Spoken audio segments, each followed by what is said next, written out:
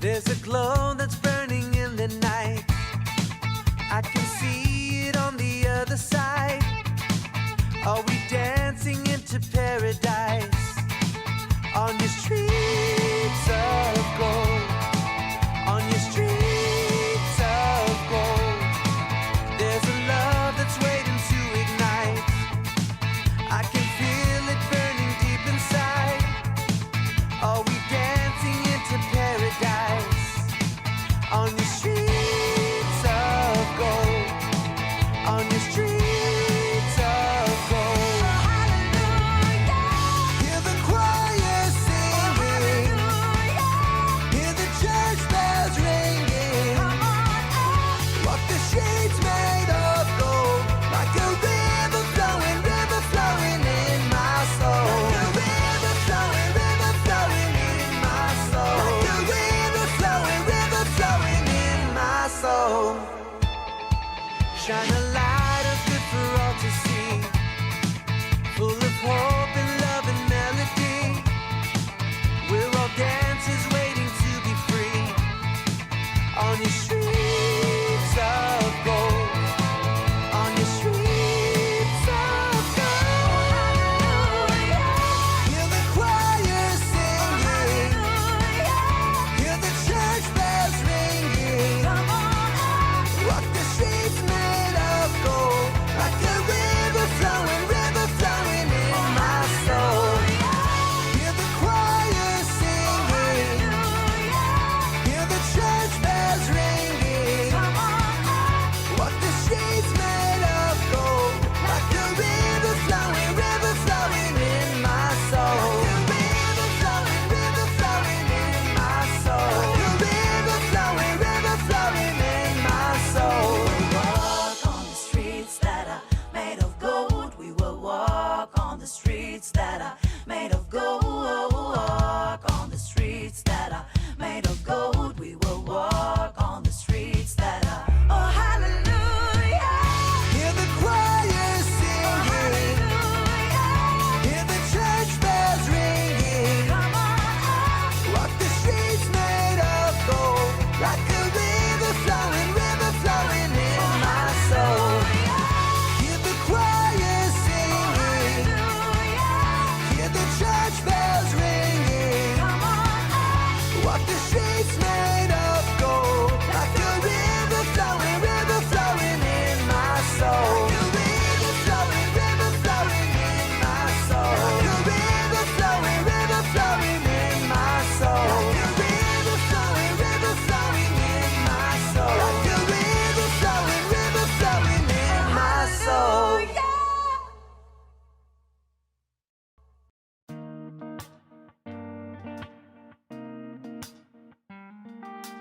You.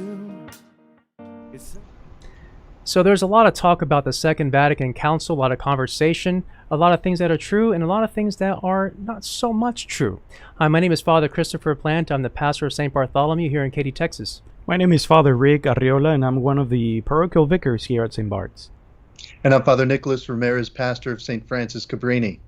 Welcome to Conversing Clergy, clergy who talk and listen. Here I am at your door. Smooth. Would you let me in? I have gained. Hey, thanks for the correction. So there is Father Nicholas completely hijacking the intro there with his commentary. It's great. No, it's great. So yeah, we're so glad that you're with us, and of course we have Father Nicholas with us, who's always welcome here as a beloved guest and a son of Saint Bartholomew, we can say, and always here with us. It's great. I thought he was a father. No, he's a son. Saint Bartholomew. He's a son of Saint Bartholomew. Now he's a son. He was a father. Now he's more like the prodigal son. There you go. Yeah, That because he took off from St. Bart's. So very good. We want to say words of welcome to all those who are regular subscribers and also to our Patreon patrons. Thank you so much for being with us and for helping us to continue with financial support. And welcome to all of our visitors who are with us for the very first time this evening. we do this kind of thing every single Wednesday, and also we have our rosaries in Spanish on Tuesday. On Thursday, we have them in English, and also we publish different kinds of videos to continue in this conversation, and that's what Conversing Clergy is all about. It's having conversation among clergy and also with the laity, so that we can hear Jesus himself converse with us, and that our hearts may burn within us, so that we come in contact with him and become truly disciples of our Lord. So we're very glad that you're with us tonight. If you want to continue to stay in contact with Conversing Clergy, the best thing that you can do is to hit the like button on Facebook, and also the like for the page and also the video. Feel free to follow the Facebook page as well. And if you're on YouTube, you can hit the subscribe button to subscribe and have the videos listed on your home page. But the best thing you can do probably is to hit the bell so that you can receive notifications. And make sure when you do that, you can click all instead of personalized, and that way you receive all the notifications whenever we go live or when we publish videos. Alrighty. So we, because this is Conversing Clergy and it's a conversation, we invite you to engage in conversation on the YouTube and the Facebook chats, and we do our best to engage with you on those chats. We do get more people as we're moving along and continuing with our different episodes. We get more people involved and chatting, and we're very glad that that's happening. So we do our best to try to include all of the different comments, but I want you to please feel free to engage there, and we include you, and you actually shape what the evening looks like. So the schedule tonight is that we will talk about 7 myths of Vatican II. And we want to say 7 myths about Vatican II, not 7 myths of Vatican II, which is a very different thing. 7 myths about Vatican II. Now, we're not going to do all 7 tonight, because I was talking to Father Nicolas and Father Ricardo about tonight, and we said that might be a bit too ambitious. And so we split it up into 2 parts. So 3.5 today, 3.5 next week. Actually, 3 today, 4 next week. So that's what we'll talk about some of the weightier myths that we hear about the Second Vatican Council. We'll talk about that tonight, and then next week we'll talk about some other ones. So that's what we have for tonight. We will also at some point show some photos that you have sent to us, photos of the domestic church, so we have some to show to you. And we'll also have question and answer at the very end, and I have a little bit of news to share about St. Bartholomew. And that's a time, Q&A is when you can ask any kind of questions. It could be theological, or it can be about the things going on at St. Bartholomew. And Father Nicolas, I can't remember, are you going to be able to stay with us until the end, or are we going to have you leave at some point after? I have night prayer at 9 o'clock with some seminarians at the house, so I'll have to leave a little before that. So Father Nicolas will be leaving at some point. So maybe if you have somebody just said nice haircut, Father Nicolas. So maybe if you have some, that was Sacred Heart of Jesus who said that. So the Sacred Heart of Jesus said nice haircut. Actually, that's Suzanne Perez. But anyway, so Father Nicolas will be leaving a little bit earlier. So if we enter into the Q&A, or at some point if you want to ask Father Nicolas a question during our conversation before 9, we can definitely field it. So that's pretty much the schedule. I think also sometimes we throw a few memes in there too with meme time.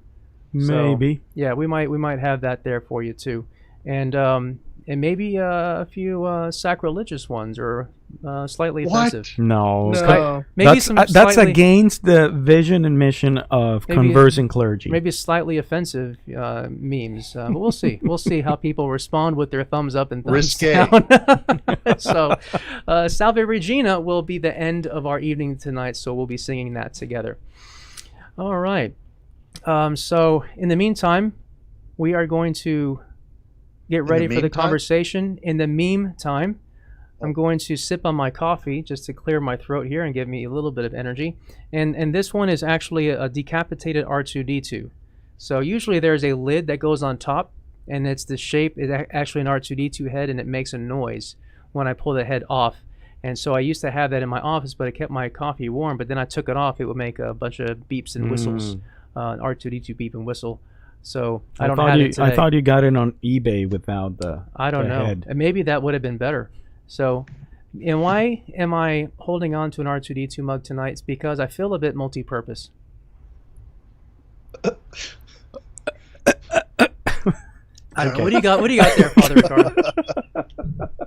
I have Bible emergency numbers, and the reason why I have this mug, it's because I'm losing confidence in people, and it says to go to 1 Corinthians 13, and I'll find my help right there.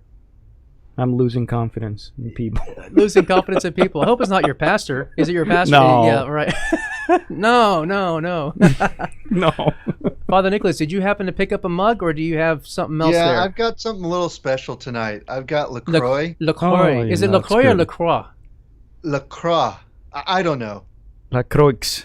Croix. But what I like about it, I don't know if you could see that right there, but it says naturally essenced water. Oh. Naturally essenced. I don't know what that means exactly, Well, but you have to take a little bit of philosophy to understand essentia. Well, I don't want to.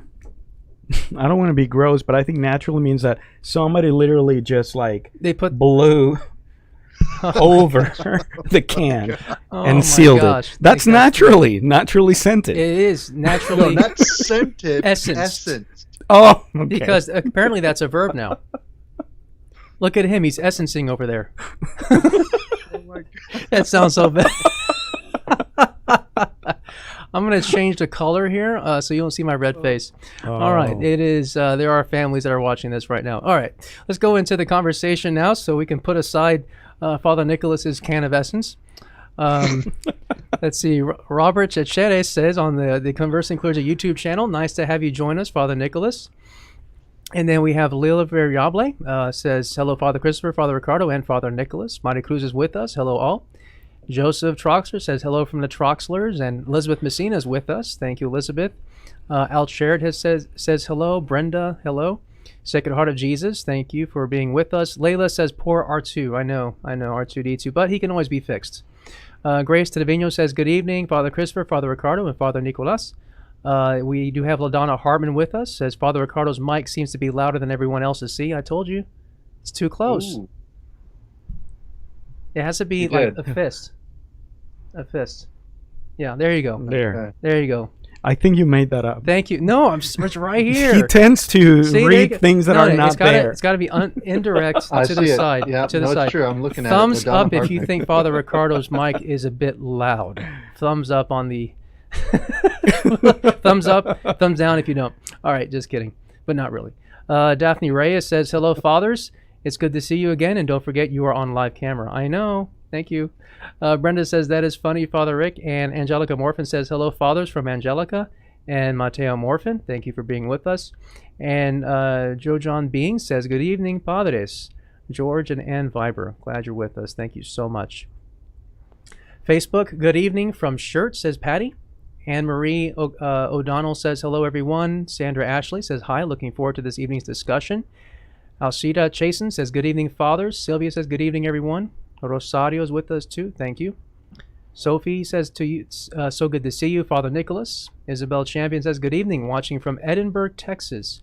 Marty Brown says great to be with all of you three. And Merivat Gata says God bless you. You made me laugh. Good. We hope to make this a fun occasion. On the YouTube channel for St. Bartholomew, Claudia Sanchez says hello, fathers. LaDonna Hartman says good evening, Father Christopher, Father Ricardo, and Father Nicholas. And Lucy, Sister Lucy, is on with us. And glad you're here. And Carolina Ruiz, good evening, fathers. Let me refresh the YouTube page here for St. Bartholomew, just to make sure we're getting all the comments. Sometimes not everything comes in. Deacon Bill Wagner says adoration, adoration, adoration. We'll talk about that later. Some good news. Sandra Godfrey for Facebook on my fan page says, I'm here. Glad you're with us, Sandra. Thank you so much. And Ron's Ghost says, evening, everyone. It's nice to start with a laugh. It is indeed. It is indeed. All right. So thank you so much for commenting. We love it when you put your comments here as well as your questions. And it's a great way for us to continue to connect with each other. That was part of the idea when we started going live. In fact, Conversing Clergy was pre-recorded before. Actually, originally it was a blog. Then it was pre-recorded videos and multicams, etc. Father Nicholas remembers that. Being in the first one. Was it always called so- Conversing Clergy Since the beginning. or Talking Priests? No, Talking Priest was No. something I made up recently because I couldn't get the conversingclergy.com domain. Although I did research it to see what I can get, and there's a conversingclergy.fun.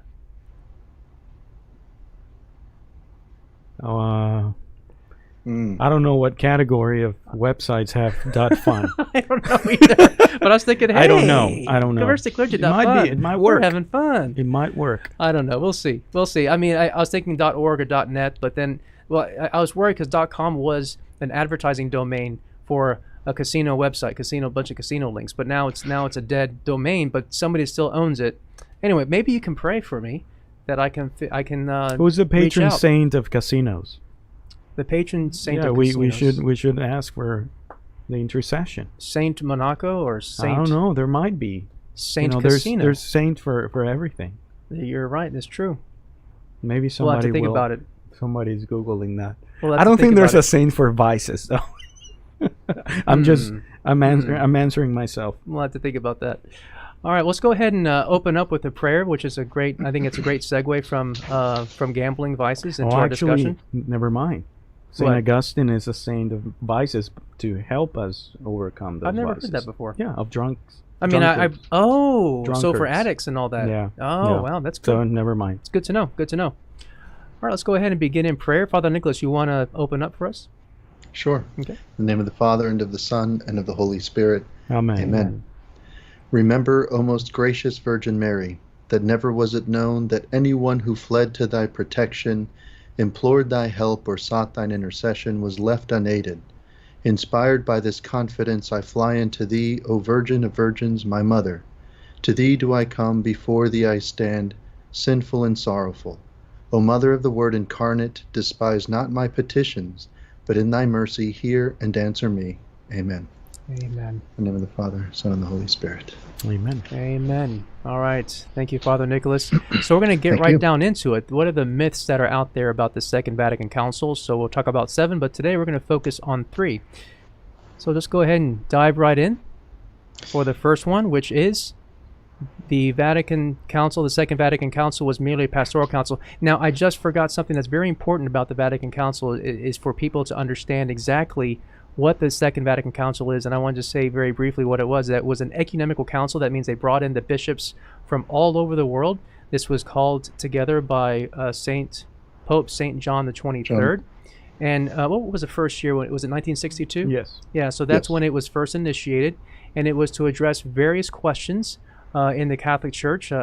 Some of them were not necessarily dogmatic in terms of defining doctrine, but rather how to communicate that doctrine in the world. It was addressing questions about how the Catholic Church can address the modern world, and so I'm sure I'm making some generalizations that might not be precise, but I think that's the best way. What do you think? No, Would I add think you anything to did a that? good job. That's fair. Yeah. Okay, there you go. All right, so we're going to go back to the list. We're kind of assuming that everybody knows what it is. But the Second Vatican Council, the first myth is that it was merely a pastoral council. Father Nicholas, why do you think that? Why do you believe that myth? Well, I don't believe the myth, and so part of that, the premise there is that there are two words I think are key: are merely, and then of course pastoral. So it's not merely pastoral because there are things that are maybe more broadly or finely fleshed out for some of the advancements in technology and things of the world, so that we could say there was some updated language for the church to use in order to continue the same evangelization of the deposit of faith, in order to communicate that more effectively to the world. And so, although that is a pastoral component, there are things that are reaffirmed among doctrines and dogmas of the faith that had been proclaimed dogmatically in the past. So to say that the council itself was merely pastoral is a bit of a misnomer, or maybe it's not really a dichotomy, but Right. It's just a bit misleading, that phrasing. So it's certainly, I would say there's an argument to be made that every council, in a sense, you could argue that there's a pastoral component to it, but to say that it's exclusively pastoral or that it's not pastoral in any component, I think you'd be hard pressed to be able to defend that well. So as you were mentioning, Vatican II certainly was a convening of the bishops of the entire world, and in an effort to to communicate the truths of the faith, the deposit of faith, in a new millennium coming up. They were on the horizon of a new millennium. They were wanting to be able to do that well, and so there were some things, key components, I think, that also were part of that in the advancement of technology, communication, travel, that gave an ability for people of the world to be exposed to much more. And so there was also a need to be for the precision of the language of the teachings of the church to be communicated broadly. And so one final note, that was a bit of a convoluted sentence there, but so there were 4 constitutions. There were 4 principal, there were 16 documents, right?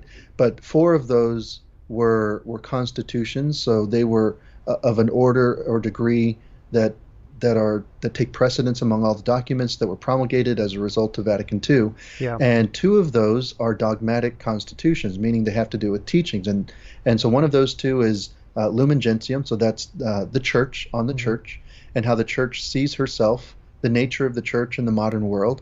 And then the other one, De Verbum, which has, of course, some language and teaching, we can say instruction about how sacred scripture, consonant with the tradition of the faith, is the source of how we come to know God. Right. God's self-revelation. So those are, maybe there's nothing there that's new dogma, but it is a reaffirmation of doctrines and dogmas that were reaffirmed. Yeah. Right. So it wasn't merely, so really, like you're saying, it's not merely a pastoral council. It also included certain doctrinal definitions, or it developed key doctrines, and that's in that, like you were saying, with those two documents. I think that's what do you think about that, Father Ricardo? Yeah, I think sometimes we operate based on the distortion of meaning of certain words. When we say the word pastoral, I think in modern, church history, we have watered it down. Like automatically, we say, oh, it's just pastoral. Like almost like if it's not important. Right. But we know the true meaning of pastoral is teach in truth, guide people into truth, love people in truth. So to say that the council is a pastoral council we should not water it down. On the contrary, it's grounded in truth and it's guiding us in love to truth. So, I think there's, like you said, it's almost like a false dichotomy. Like people who want to say it's just a pastoral council, they're operating based on a distorted meaning of the word pastoral. Yeah, and I found that to be the case as well. Whenever, for example, if we're teaching the truth on something, you often hear the meme time. It's meme time, it's meme time. Gather all your friends, it's meme time. It's meme time, it's meme time. The only cure for sadness. It's meme time, it's meme time. Gather all your friends, it's meme time. It's meme time, it's meme time. The only cure for sadness.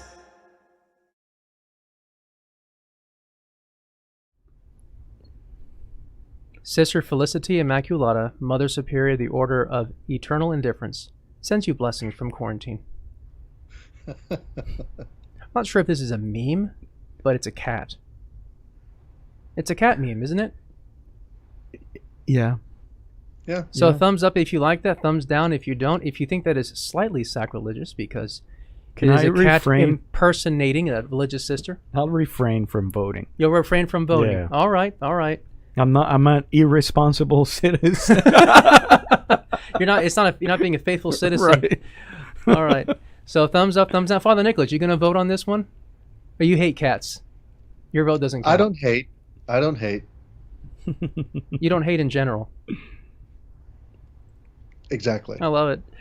All right, we'll read some of the comments here on the Conversing Clergy YouTube channel before moving forward. So let's see. we did have some nominations for these. Who would be the next saint, or who would be the saint for casinos? So we have Saint Gamble. Saint Cajetan is the patron saint of gamblers. Well, there you go. Oh, And then Sylvia says, "Hi, Father Chris and Father Rick. God bless you both." So we got some shout outs there.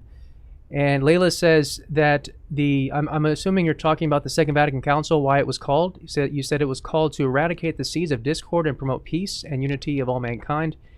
If humankind, if it was the first, it was the first really ecumenical council. It signaled the churches. I'm not sure I would agree with you to say that it's the first ecumenical council. no. Because there were many more before that. 21st. Yeah, It yeah. was the 21st ecumenical Yeah. council. Unless you mean it in another sense of ecumenical.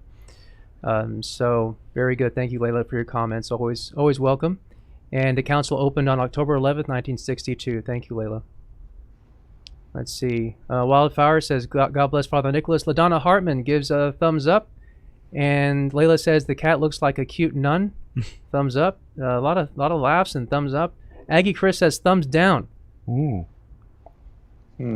Let's see. How do you... He's honest. He's the only delete- honest Delete person. user. Delete user. No, I'm just kidding. Sister Fortune. Sister Fortune It has looks like has she gives a thumbs down. She has the index finger down, like, you're going down. Let's see. I love it. Let's see. Wildfire in Texas says, unfortunately, Layla, after the Second Vatican Council, the Catholic Church in the U.S. went off the rails. So that's an argument that's made sometimes, and it's definitely not because of the Second Vatican Council. So that's why we're trying to get into some of these myths, that are out there, to help with that. Domain name. I can't read what you put there, Don. Sorry. All right. And Layla says, cats know who like them, Father Nick, be forewarned. That's right. You're going to see one show up in the back there. All right. And then very briefly here on the Facebook page for St. Bartholomew, a lot of shout outs, a lot of love. Thank you so much. Patty loves the meme. Thank you.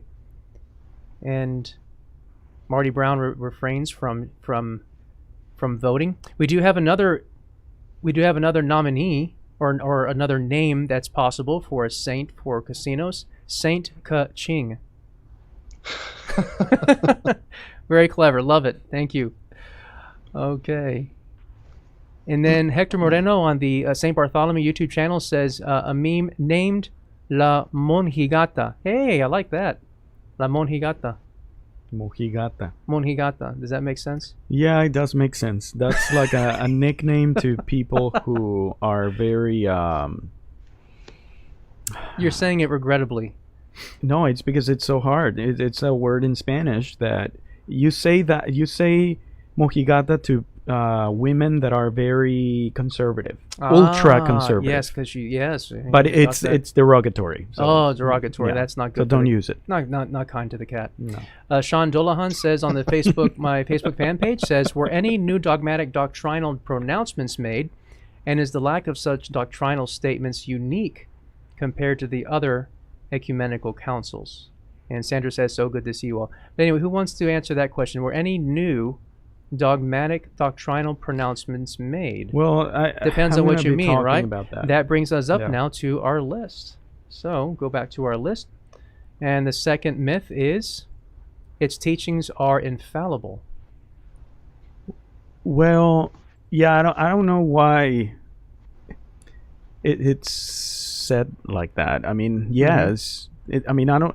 It's But a myth. define- but It's a myth, but it's not a myth. Exactly. So can you tell the people why? Okay.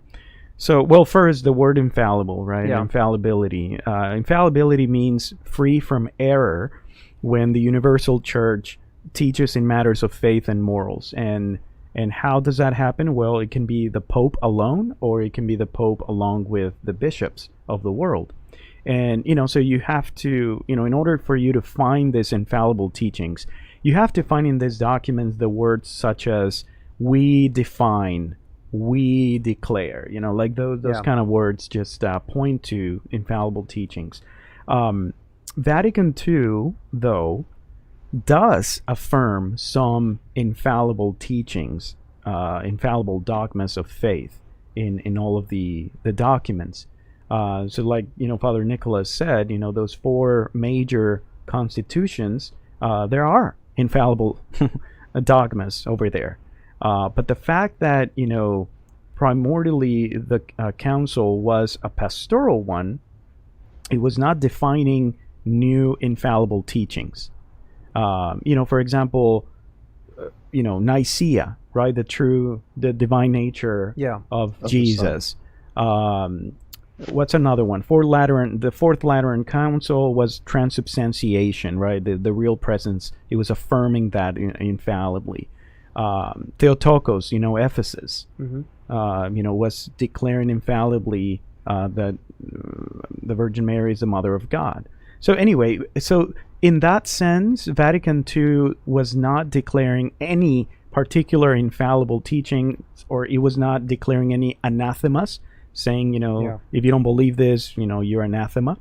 However, it was, if you read all these documents, it was affirming many infallible teachings. However, we need to understand that not because it's not infallible, it doesn't mean that we should not believing it or that we should not assent. There are different levels of how we should submit to a teaching of the church. Obviously, the highest one, infallible teachings, it's called an assent of faith. That's how you say it. And then the other assent is religious assent, which you have to submit to that teaching religiously, with whatever that means. But you just have to accept it. So, in short, the teachings of Vatican II are not optional.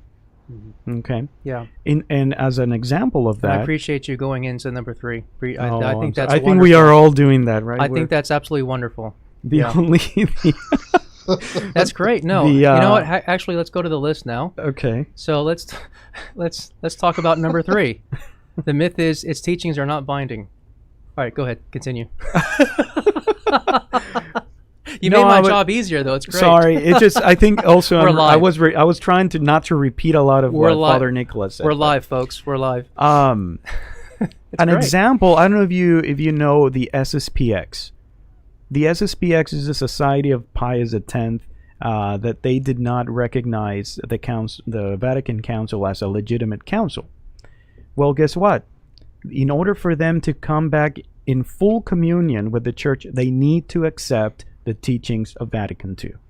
So, right from the bat, if the church is saying that, that means that these teachings are not optional, right? So, regardless if a Vatican II was defining infallible teachings, which we just said that it affirmed what has been taught in the past, nonetheless, everything that it taught, we must assent to it religiously if we are full Catholics.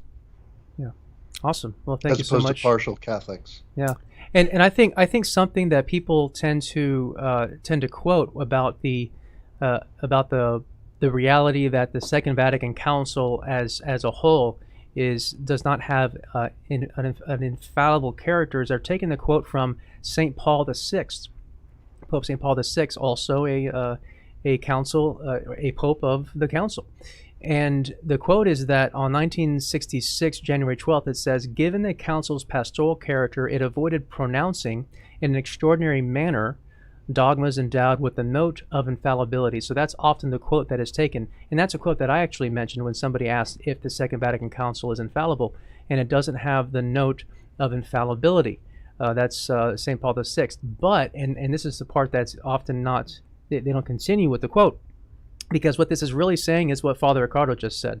But if he continues, if we continue with the quote, he says, "The council has invested its teachings with the authority of the supreme ordinary magisterium, which ordinary magisterium is so obviously authentic that it must be accepted with docility, with sincerity by all the faithful, according to the mind of the council, as expressed in the nature and aims of the individual documents." So really, he's saying that it's not. There was no extraordinary. What's the word again? See, I have to make sure to get the words right. In an extraordinary, it avoided pronouncing in an extraordinary manner dogmas endowed with the note of infallibility, just like what we would hear from the Council of Nicaea. Those were dogmas pronounced in an extraordinary manner with the note of infallibility, or the Immaculate Conception, etc. but the Second Vatican Council didn't move in that approach. And So yeah, And the fact that precisely because Vatican II, the intention of the council was not to define new infallible doctrines, that tells you something. It tells you that you have to read it like John Paul II said and Pope Benedict XVI said, with a hermeneutical of continuity, not of rupture. What does that mean? That we need to read Vatican II in light of everything that has been defined for 2,000 years, precisely because it was not its first aim at declaring new doctrine. Yeah, and something else that Pope Paul VI says in the end of this quote, he says, again, kind of repeating it again, is that it must be accepted with docility and sincerity by all the faithful, according to the mind of the council, as expressed in the nature and aims of the individual documents. So we have to understand what was the mind of the council when they wrote it, what was the nature within which they wrote it, and what were the aims of the document. So that means that we can't, like the Council of Nicaea, look and pick every single word and treat it as if it has the weight of infallibility. Rather, we have to understand the nature and the aims of those documents with the mind of the bishops, the fathers who wrote it, and that means that we need to interpret it in the continuity of tradition, like what you just said. So one of the challenges, I think, some of the challenges of why people struggle with the Second Vatican Council is that sometimes, and I've said this before, is that we can treat as if the Catholic Church was founded in 1962, and this was the first document, and that's just not that was never the intention of the Second Vatican Council. So I think that's really important. So thank you so much. Yeah, just to read some of the comments here on the Conversing Clergy YouTube channel. Another possible name for the patron of casinos, Saint Bankrupt. I like it. Wildfire in Texas says, I was born in 62 at Catholic schools and in CCD. My religious education was awful and almost non-existent. Mine too. I totally understand. That's just the way it was. Mary Kozak, saludos padre, que bendición verlos y escucharlos. Thank you, Mary. Wildfire also says, my daughter attended Pope John XXIII. The theology teachers were very good, and at that time they offered classes for the parents. I felt so blessed to learn about the church. That's awesome. That's great. Yeah, that's awesome. They should go back to that. Yeah. The church counteracts errors by demonstrating the validity of her teachings rather than by condemnation, says Layla. There is a history of both validity but also reinforcing it with the weight of anathematized, which means may they be accursed, which actually comes from the sacred scriptures from St. Paul. I can't remember the exact chapter and verse or which letter, but I remember I had to go back to that, the origin of the anathemas and the doctrines. But it's to say very clearly, no, this binds your conscience, is why they would say that. I just want to correct myself. When I was giving the example of the SSPX, I said in order for them to be in full communion. That's not what I meant. They are in an irregular canonical situation, so in order for them to be in a regular canonical situation, they must accept the teachings of Vatican II. Yeah, absolutely. Yeah. Right. And Pope Benedict made that very clear too. Yeah. Rob Stagg says, would it be correct to say that the Vatican II was needed to redirect the Church's theology to be more inclusive? I guess it means what you mean by inclusive. What are we including and who are we including? So I think that would be maybe if you want to flesh out that question a bit more. Janet Sabio, I'm now looking at the Facebook page for St. Bartholomew. Janet Sabio says, are there any conflicts with the Church today regarding the Second Vatican Council? There have always been, since the very beginning, conflicts for the Second Vatican Council. There are conflicts within the Second Vatican Council among bishops and theologians. There have always been conflicts in every single council that has been called. The councils are often called because there are conflicts to deal with. So I guess you can say, yeah. Yeah, So, yeah. I mean, I think the biggest conflict that it's very visible, it's liturgy. I mean, that's, as a matter of fact, the first constitution that was promulgated by the council was on liturgy, Sacrosanctum Concilium, 1963. So, I mean, yes, in liturgy there's a lot of debate. There's a lot of liturgy wars, if you want to call them like that.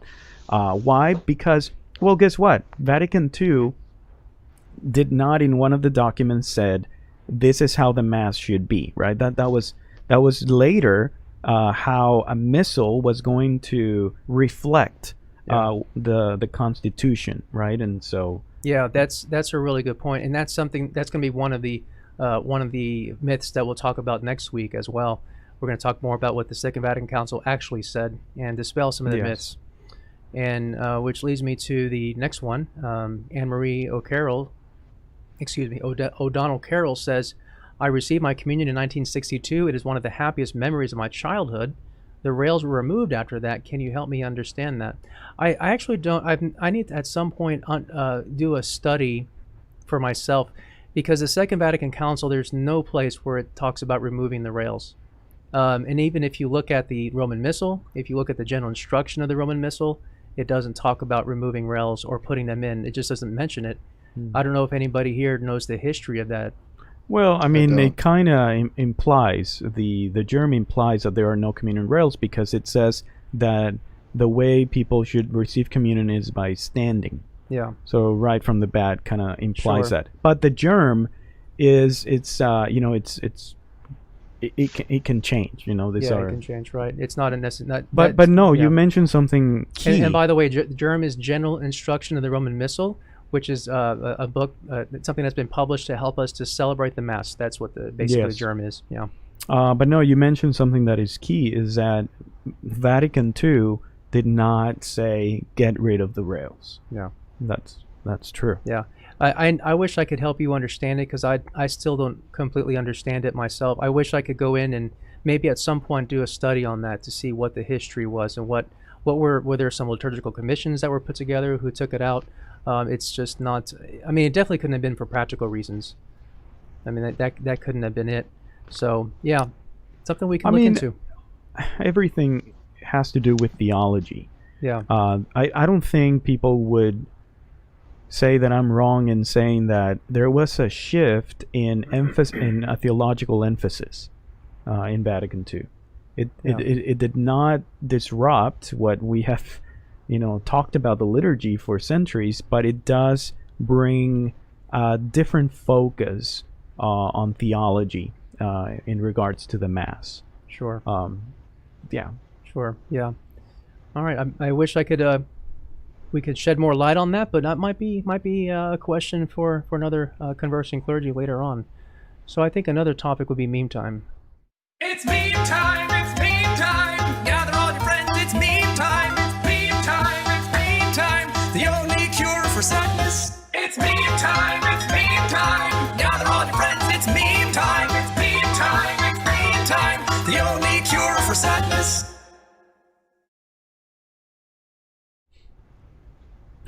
Fat Lives Matter. Oh Open my the buffets. gosh. Open the buffets. Yes.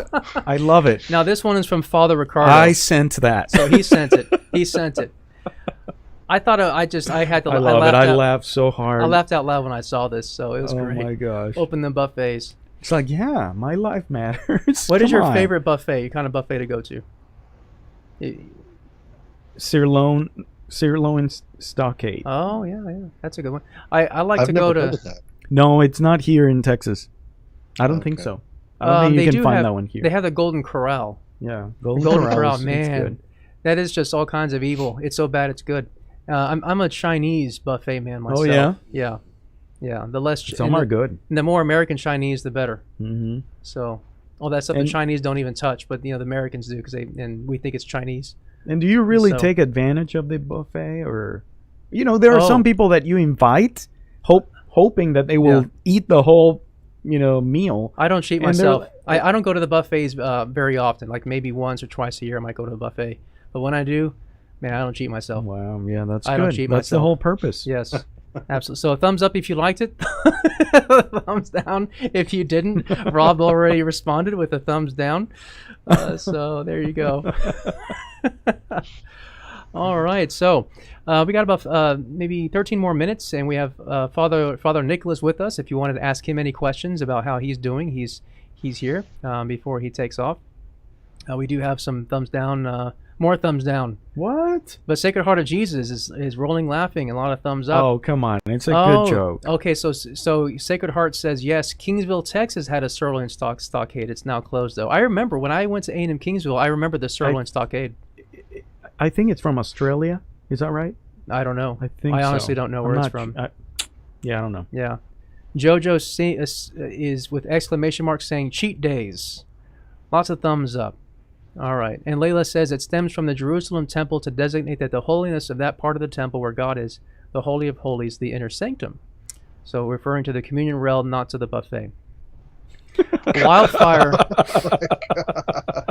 That's good. That's beautiful, beautiful message there. Very insightful. Father Nicholas, you got a question. How are you doing? I'm well. I'm loving being a pastor. It's been a great adventure. Awesome. Let's see. We do have some questions that came up too. Let's see. We got some more on the Golden Corral, the Golden Trough. That's exactly right. Judy Troxler asked, can we put rails in? Where is she saying that, on the YouTube channel? No, on the Facebook you just had up. Oh, okay. At the top. Well, At the maybe top. we can. Oh, can we put the rails in? I know that came up the last Conversing Clergy, and I'm definitely not opposed to it. Like I said, there's nothing prohibiting the communion rail. I know at one parish, they have the communion rail for those who want to kneel to receive communion as an option, and they also have communion ministers distributing on different parts in front of the rail. So, but there's space. You can always So- call the city of Katy to bring the rails. The city of Katy? Yeah, the rails. What the railway? Train. Oh my gosh. Train rails. Thumbs up if you like that joke. Thumbs down if you didn't. No, it's because Father Nicholas only said the rails. He didn't say communion or altar rails, so Oh. that's why I'm just call the Always- city of Houston. Always with precision. Of course, right? Always with precision. You're the one that would be there crafting the words for an extraordinary declaration of infallible doctrine. Maybe. That's good. Um, So Judy asks another question something though. That's something interesting. beautiful about communion rails. Can I say that? Yeah. Because Um, Judy's asking about this real quick. Yeah, Okay. go ahead. Okay. Yeah. The communion rail has a beautiful theology, and that is, the altar. It's done of a particular material. It's either wood in the bottom or marble, and if you are building the communion rail with all the theological implications, you would actually build the communion rail with the same material as the altar. Because just as the priest is consuming the body and blood from the altar, the communion rail stands as an extension of that altar, so that the faithful, when they are kneeling, they're also receiving Christ from his altar. So that's a beautiful connection. And we have a church that does that beautifully visually, and that's St. Michael. St. Michael in Sage Road by the Galleria. Yes, right. You can see that. It's the same green marble. Yeah. And I mean, it's just beautiful connection there. Yeah, I've seen that. Really is. And Annunciation has a similar setup as well with the rails. Judy is asking, is some of the problem with Vatican II the fact that people misinterpreted the terms of it? I think that's definitely the case. There is a lot of misinterpretation.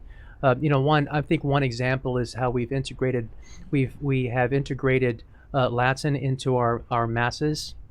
We still celebrate the whole Mass in English, the whole Mass is in Spanish, but there are certain parts that are in Latin, and following the Second Vatican Council, and it's explicitly suggested and promoted and directed that certain parts of the Mass really ideally should be in Latin.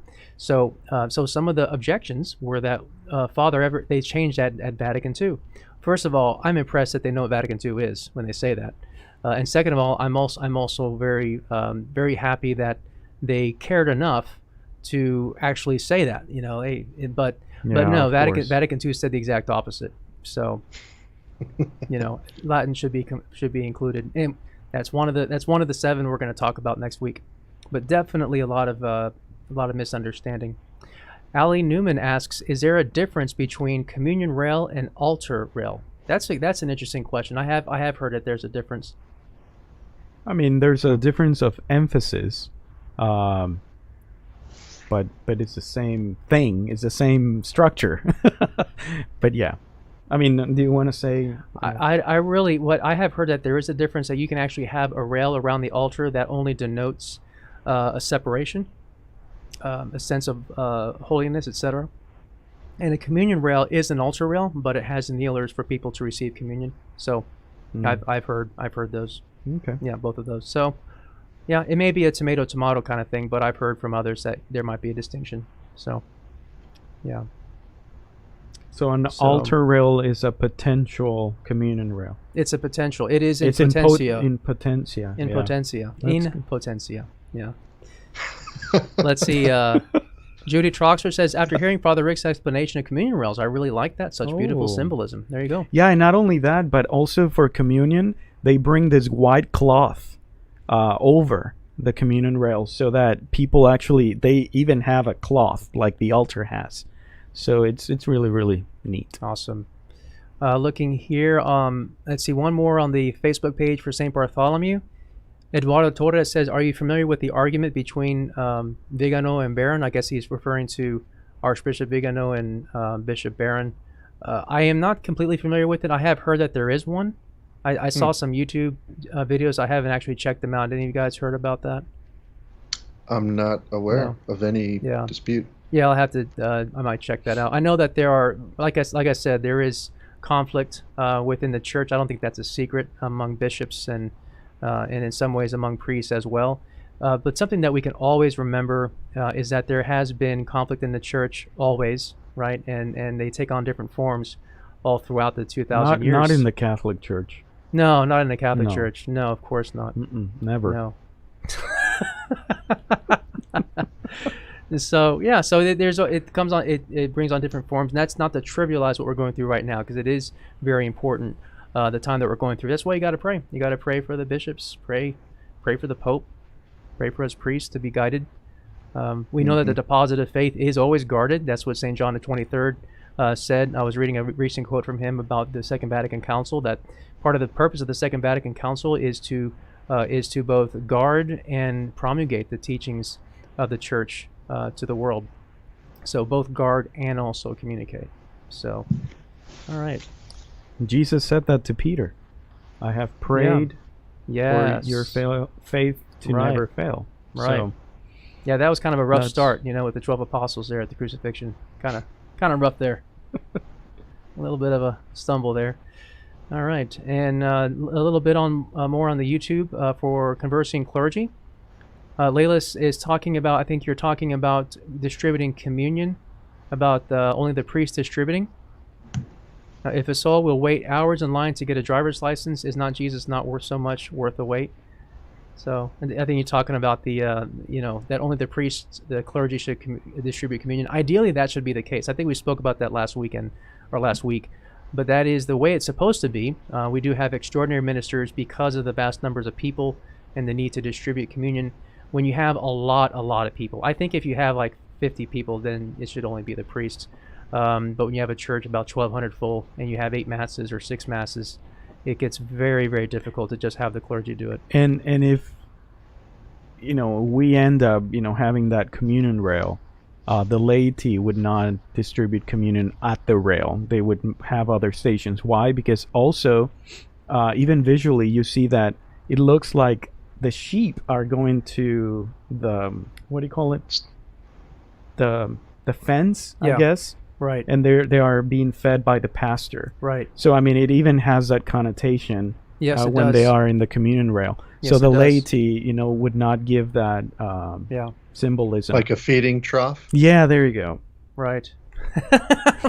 Like when you go to the zoo and you're feeding the sheep, Yeah. it'd be really beautiful. Yeah. Beautiful image there. Yeah. Feeding trough. We'll put that in. Awesome. So we do have a good question from Don, and then we'll move on to the next thing. So Don says, can you elaborate on the shift in the Mass mentioned earlier? So yeah, there's been a liturgical renewal here at St. Bartholomew, and the central core of the renewal is the love of Jesus Christ, who gave himself up for us on the cross. And the Mass is meant to bring us to the holy altar, the sacrifice of Jesus Christ on the cross, and offer it up to God the Father for the glorification of God and for the salvation of souls. I mean, that's what the Mass is meant to be. That's what it always has been. So the renewal has been a way of growing from where we were already, because we were very reverent, and then to continue that journey, to make it even better, to move it to where it really needs to be ideally, and will never actually be ideal, right? Because the most important part is the heart. Is our heart renewed by the liturgy? So all that we do externally is meant to be in that service. Particularly what has happened since the Second Vatican Council, not because of what the Vatican Council said, but how it has been perhaps interpreted, or the movement, etc., is to desacralize the Mass so that it can be a more quote-unquote intimate experience, but rather, instead of making it intimate, it had become casual and worldly. So some of the music had more worldly, casual undertones. And also, the use of the vernacular was never meant to replace everything in the Mass. So it was meant to include a little bit of Latin for all kinds of reasons. One of those is because it lends a sense of the sacred.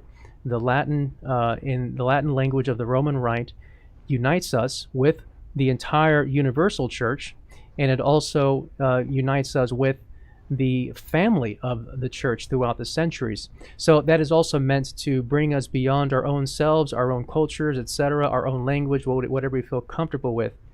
And another thing I'll mention too is that part of the sacred, the rhythm of sacredness is also mystery and revelation. So when you have a Mass that is very casual, and that where everything is just constantly just out there, you lose that sense of mystery and hiddenness. That's because that's the pattern of how God reveals himself. Jesus celebrated the Last Supper inside the upper room. He didn't celebrate it with all the other disciples. It was only with his 12, right? The intimate gathering. And then it is revealed to the world. The Mass also has that same pattern. So, for example, some folks were wondering about the placement of the candles. So the candles were placed on the altar. Again, that's part of the sacred tradition of the church. And so the candles were placed there, as well as a cross, so that there can be a hiddenness while the priest is celebrating Mass. And then, so there's a mystery. It is hidden in a way. And then when the priest elevates the host at the moment of consecration, it's revelation for all to see. Same thing with Ad Orientem, which has a sense of the sacred offering up, the sacrificial offering to God the Father through Jesus at the altar with the holy people of God who are priestly people, whose participation is more than just saying words. It's also in facing the altar, and the priest faces the altar with them. That then when he elevates that host, again, there is a hiddenness, and then there is revelation at the elevation of the host. I mean, I can go on and on and on about it, but anyway, he asked me to elaborate, and so I did. Good. So I'm going to go ahead and, I think at this time, just quietly reflect on meme time.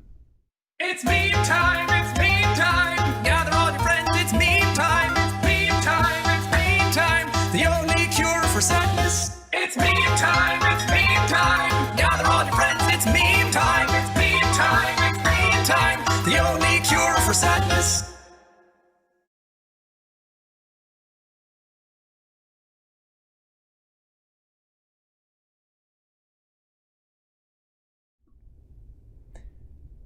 Finally, I found a meme that won't offend anyone. Oh, that's funny. Okay. It's true, right? Yeah. Don, you should like this one. That one was from Don. So he sent me that meme. I forgot to mention, let me go back to the first meme. I try to say the people. So Daphne sent me this meme. So there you go. Well, you may offend some people. With this one? With the, yeah. Yeah, I'm offended. I'll tell you after the show. I'm offended. I found a meme that won't offend anyone. Oh well. People find ways to be offended. Oh, this is true. I mean, this I is am. true. I can speak for myself. I'm offended that anybody would be offended. So, let's all take offense.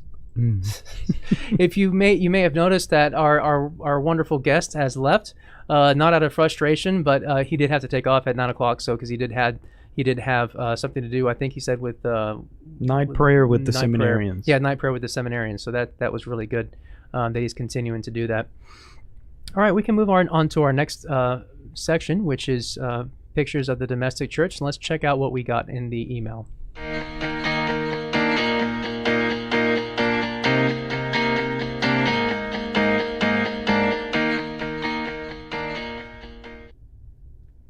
So this is an image from Cynthia Siebel. So we see an altar here set up with a white and red rose and rosary, holy water. See, that's something that we need is at some point do a distribution of holy water, and I think we're actually working towards that. So let's check out number 2. And this was sent to us by the Nichols family. So this is, let me make sure I can read the names correctly. So Mary Catherine Bernadette, and Teresa. So they're all decked out there in some, I think it's like if they made those at home, but they look like legit habits. I think they're ready to go. So very nice. And then finally the third one. This is of Father Ricardo celebrating it was the Extraordinary Form baptism. Yes, that was the baptism of Peter Nichols. Yeah. The youngest There he of the is. Nichols. Right there in the middle. Very appropriate to mention the name Peter too, considering the reading that's coming up. Yeah, tuus Petrus. So thank you so much to Cynthia and also the Nichols family for showing us photos of the domestic church. Okay, and now we're going to go ahead and open up. We're about to kind of wrap it up, but we'll open up for Q&A. But before we do that, I do want to let everybody know once again, if you had joined us in the middle of the stream and you're new to us, or if you heard at the very beginning, that it's a very good thing if you want to continue to stay in touch with Conversing Clergy, to hit the follow. Excuse me, I'm still kind of. Let's try that. All right. So hit the follow and also the like on the Facebook page for the video as well as the page. And if you are on YouTube, you can hit the subscribe button to be subscribed, and also the bell. The bell will notify you whenever we go live or publish videos. So that's a great way to keep in touch. And when you hit that bell, it's good to hit the all instead of personalized. So that way you can get all the notifications whenever we go live or publish videos, and not just when YouTube decides that this is what you want to see. All right, so we got a lot of thumbs up and smiley faces. Don put up a lot because it's from him. Daphne is like, oh my goodness. And Layla says, anything of worth is veiled and lifts the heart and mind to the divine mysteries. It creates a longing in the soul for the divine union with God. Exactly right. Yes. I think that's why it's kind of neat for the women that are wearing veils now in Mass. I think that's beautiful. It's not a requirement, and one should not think they're less holy than the other. That's not what it's about. It's expression of devotion with the use of the veil for the women. So I think that's beautiful. Yeah. Aggie Chris says, a white square, question mark, exclamation mark. That's right. That's exactly right. I hope you're not offended. So there you go. Going over to the Facebook page. Anne Marie says prayers for vocations. Exactly right. I think she was responding to what we're talking about with conflicts among clergy. So, yes, we do have that. I'm switching over to the St. Bartholomew YouTube channel. There is a comment here that St. Elizabeth Ann Seton does have the communion rails. Mm-hmm. And R. Smith says, Father Nicholas, it's Compline. So she remembered that that Compline was coming up. So I'm trying to see if there's any other questions coming in. I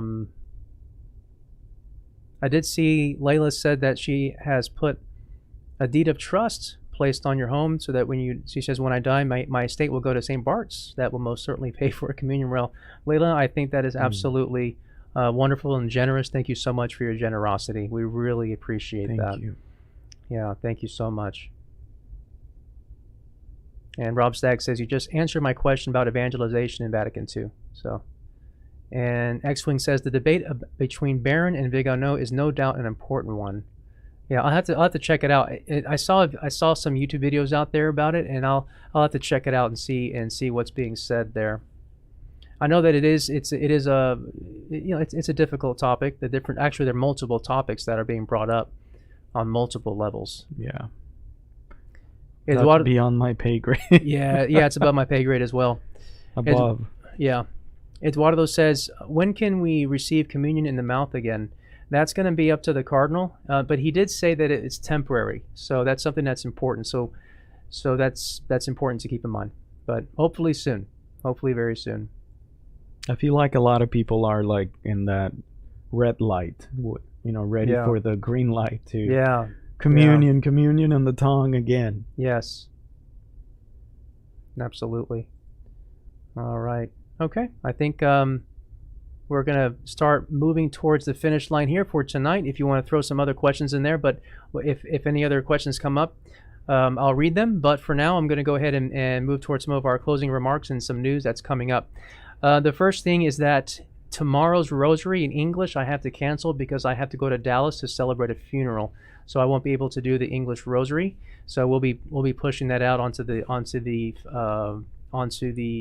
st-bart.org website, so people can know about that. The other thing is that we are looking into opening up adoration of the adoration of the Blessed Sacrament in the solemn form, so with the monstrance. And we're looking into doing that from 9 a.m. to 7 p.m. But here's the thing. We need volunteers. We need people to be there in the chapel or in the church. We don't know which place we're going to be going yet. We're still talking about what would be the best way to go about it. But we would need people to help to adore the Blessed Sacrament and also to assist with any kind of sanitization needs. So if you are interested in helping with that, then what would be good for you to do, maybe my moderator is on here tonight, is to just go to the st-bart.org website and reach out through the phone number that is published there. If nobody answers, you can leave a message, and then that will be passed on. So Deacon Bill Wagner is the one who is in charge of that, and I think he actually has his email as well on the st-bart.org website under staff, and you can contact him too in order to get that started. I hope you don't mind, Deacon Bill, if you're still on here, that I dropped your name there, but he is in charge of the Adoration Committee. So from 9 to 7, we don't know when we're going to start that. Part of it depends on how many, if we can get all of our team together, all of our people that can make sure that there are at least 2 people present, and also to sanitize.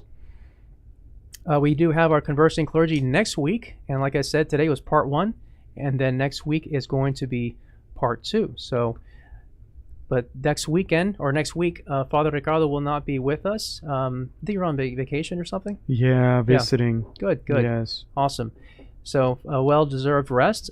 So in the meantime, Deacon Bill Wagner will be joining us. He'll actually be here in the studio. So we're going to keep our social distancing, and at the same time, we made sure that we're still pretty much clear of the virus. So he'll be here. But Christopher Meyer will be joining us via Skype from the seminary.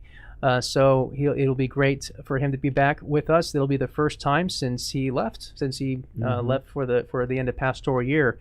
So that'll be super great, and he was on the ground floor for getting the live stream started. So it's going to be exciting times to have him. So, and also for our Patreon patrons, thank you so much for your continued contribution and your support. And I would like to mention the names of those who are our top donors. So hopefully, again, I always try to make sure I can pronounce your names well. So the first one is Alcida Chasen, Mary Musket, Robert Chacher, Karen Kubos, and one that wishes to remain anonymous. So thank you to all of you Patreon patrons for helping, and all of you who are watching who contribute through the Patreon channel. We're so grateful to you. It's a great way to continue to remain connected to the team and to help advance in different ways. And also, I like to do different kinds of exclusive live streams, which I haven't started yet, but I will be very soon, and help to shape the future of Conversing Clergy. So if you're interested in being part of that, you can go to patreon.com/conversingclergy, and the link is down below on YouTube and up above on Facebook. So if you want to send to us any memes to include for a meme time, you can send them to the email address cmeyer@talkingpriest.com, and I promise I'm going to change that. I'm probably just going to crank out a Gmail, something like that. Actually, a Patreon patron suggested that in a message. I said, you know what, I'm just going to do that, like conversingclergy@gmail or something like that. But in the meantime, we're still using the postmortem email, cmeyer at talkingpriests.com.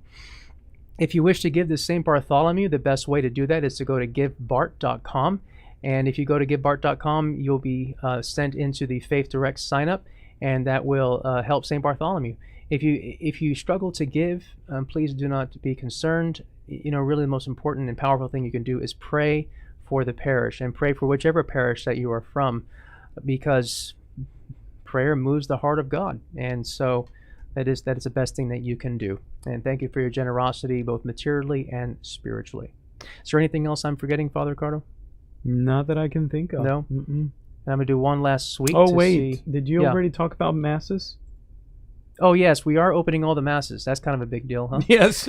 Yeah, so we are opening all the masses, and so we're going to be all of them. So the 5 o'clock on Saturday evening, the 7 o'clock in Spanish, so both of those on Saturday, and Not this all- weekend. Not this weekend. Not this weekend, yeah. No, please don't show up to masses Yes, that aren't. please. Please don't show up at 6:30 a.m. for the 7 a.m. mass. So that will be starting The 30th. 30th. Yeah, so the 29th and the 30th. That's when we'll be opening up all the masses, and again, we need help. So I decided to take a risk, take a gamble, because we said we don't have enough people yet, Father. I said, you know what? The people are going to respond, because I know that they want these masses open. So we've opened them up. So the 7 a.m. is going to be open. The 9 a.m. was already open. The 11 a.m. is going to be reopened. The 1 was already open, but the 3 p.m. is going to be reopened. And of course, the 5 p.m. was already there. And So- 5 p.m. on Saturday will also be open. Yeah, the right? 5 p.m. on Saturday will also be open. So it's going to be great to get back to the regular schedule, and hopefully that will help with people being turned away. And in the meantime, I didn't say last time or announce that we have overflow masses for the 9 and the 11. I mean, there is, but I didn't even announce it last time, and it was Yeah. already overfilled. Yeah. So I'm just be mindful of that you may not be able to get into even the overflow mass at the 9. Excuse me, not the 9, but the 9 and the 1. But again, we're going to be opening up all the masses very, very soon. So let me switch over to. All right. So a lot of people are happy about that. All right. So for help about the sanitization, I see the email pop up here. It's stbartsinfo@st-bart.org. So stbartsinfo@st-bart.org. St. Bart's info@st-bart.org if you want to help out with the masses. There was a question that did come up that I caught as I was speaking. So since the parish has 3 priests now, how do you decide which priest celebrates which mass? We mostly cast lots and we sumo wrestle. I don't know. What we do is we just look at try to look at it as even of a distribution as possible. So basically that's it. That's how we do it. That's right. And Father Santi can't do Spanish masses, at least not yet. I think he wants to do at some point, but he's practicing his Spanish, so it may be even more evenly distributed. So that's how we do it. So there we go. Yeah, Aggie Chris, let's fill those hours. That's right. Okay. Awesome. I think that's pretty much it for the evening. So again, thank you so much for joining us. Remember that the purpose of Conversing Clergy, the core purpose, is that we have conversations with each other and also with the laity, so that we can hear Jesus himself converse with us, that our hearts may be burning within us. And we hope that that's what you experienced tonight, and that you will experience if you can join us in the future. Remember, we do have the Tuesday Spanish Rosary next week, and our Conversing Clergy 8 p.m. on Wednesday. And remember to join us for the Rosary 6:45 in Latin on Wednesday, and then English again on Thursday. My name is Father Christopher Plant. I'm the pastor of St. Bartholomew, and we need to sing our Salve Regina. Yes, that's what we I was trying to will. remember. Okay. So Right let's now, sing right? it. Yeah, Salve Okay. Regina. Yeah. Salve Regina, Mater misericordiae, vita dulcedo, et spes nostra salve. A te clamamus, exules filii Eve, a te suspiramus, gementes et flentes, in hac lacrimarum vale. Ea ergo, advocata nostra, ios tuos misericordes oculos, ad nos converte. Et Iesum benedictum fructum ventris tui, nobis post hoc exilium ostende. O clemens, O pia, O pacis, Virgo Maria. My name is Father Christopher Plant. I'm the pastor of St. Bartholomew here in Katy, Texas. And my name is Father Rick Arriola, and I'm one of the parochial vicars here. Thank you for joining us, Conversing Clergy, clergy who talk and listen. And remember, because he loved us first, we seek to do his will. Here I am at your door. Would you let me in? I have gained all the world, restless heart again. And I've been here before. How do you forgive? I just wanna feel you move closer. Would you make your move? It's your